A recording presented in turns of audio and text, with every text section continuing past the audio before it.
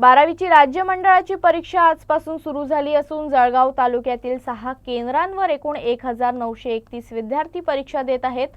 कॉपीमुक्त आणि पारदर्शक परीक्षा सुनिश्चित करण्यासाठी कडक सुरक्षा व्यवस्था, पोलीस बंदोबस्त आणि भरारी पथकांची नियुक्ती करण्यात आल्याची माहिती गट शिक्षण अधिकारी श्रीकांत जोशी यांनी दिली। यावेळी फक्त गट शिक्षण अधिकारी पंचायत समिती जळगाव समोर सर्व पालकांना आणि विद्यार्थ्यांना आवाहन करतो की कॉपीमुक्त अभियान जे महाराष्ट्र शासनाकडून राबविण्यात येत आहे यामध्ये पालकांचा आणि विद्यार्थ्यांचा सहभाग खूप महत्त्वाचा आहे।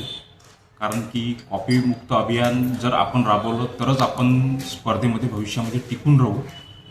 मला सर्व विद्यार्थ्यांना एकच आवाहन करायचं आहे की बाबांनो, क्वांटिटी पाहू नका, क्वालिटी पहा, जेणेकरून तुम्ही भविष्यात स्पर्धेमध्ये टिकाल। आणि कॉपी करून जर तुम्ही पास झाला तर भविष्यामध्ये तुम्हाला आपल्या सर्वांना माहिती आहे की आजकालची जी स्पर्धा आहे खूप जीवघेणी आहे।